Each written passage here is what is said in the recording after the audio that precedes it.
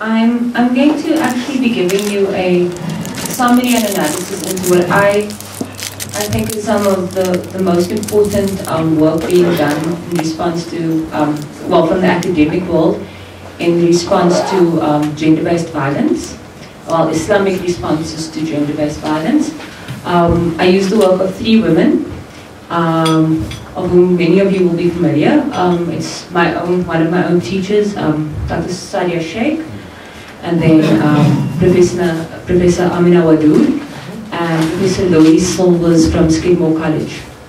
All of these women take a very different approach to interpreting an Islamic, or creating an Islamic response to gender-based violence.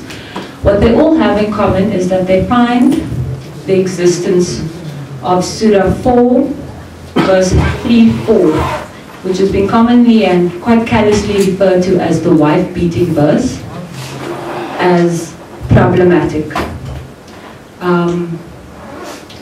Well, problematic to the existence of women, and they all make the argument that men have systematically used this verse to justify violence against women in Islam.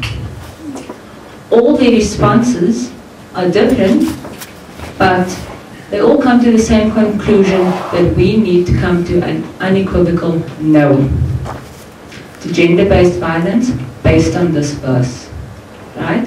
So what Sadia Sheikh does, and you have her reading in your reading pack, but her work is based on interviews that she conducted during a certain period of time, in-depth interviews with a small group of women, all of which she found through organizations such as those that are present here today. And these are the responses. I'm going to read you some of the responses that these women gave when they started talking about the abuse.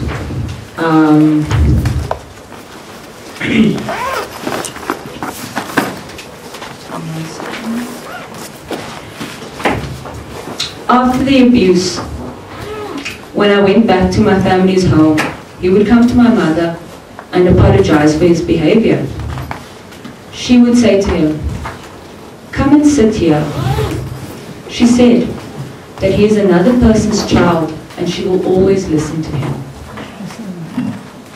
That was the problem as well. She shouldn't have done that.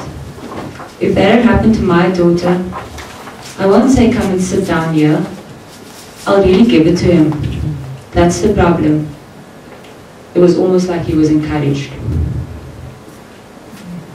Anissa said, another interviewee said, "I used to feel anger inside me when he used to come to my people, and they all talked so nicely to him, and they forgot what he's done and what he's doing to me. I used to ask them, why are you being so nice to him? And you don't even ask him why he's doing that to your daughter." Yeah. They did nothing at all. Right? Shamima said, when she had gone to a religious leader, spoken about the abuse, she said, this is what she learned: "I must try and adapt to him. Start living like a proper Muslim. He lives like a good Muslim should.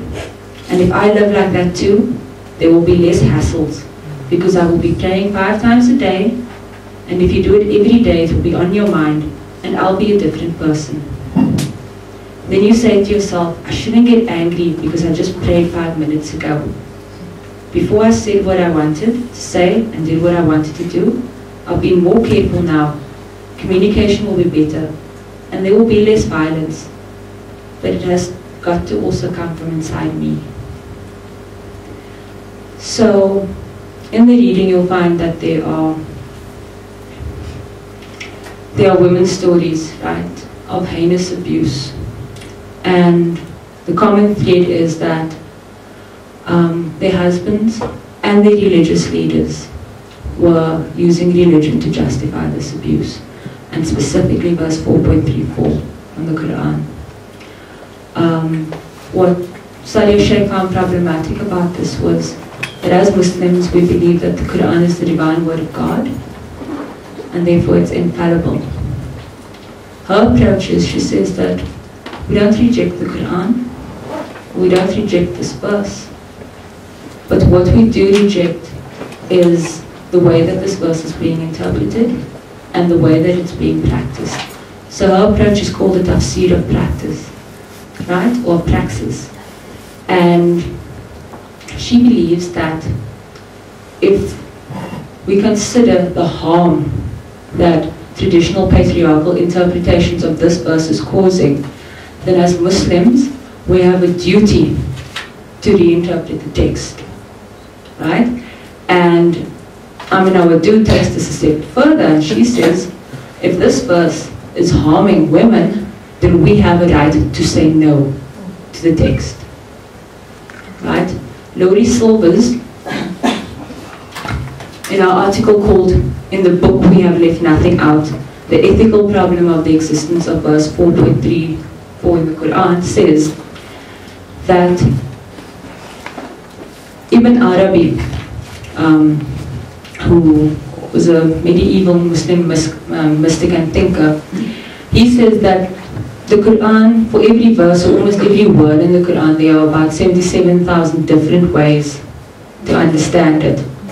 He says that God intends for all the understandings, even the understandings which are bad, right? But he says because God intends for all these understandings, it doesn't mean that he approves of them. And these are the kind of nuances that these female thinkers are asking us to consider. Going back to the root of it, I feel from my analysis that Islam has been, and the word is not westernized, but Islam has been interpreted in different contexts and has taken on the environment that it has been in.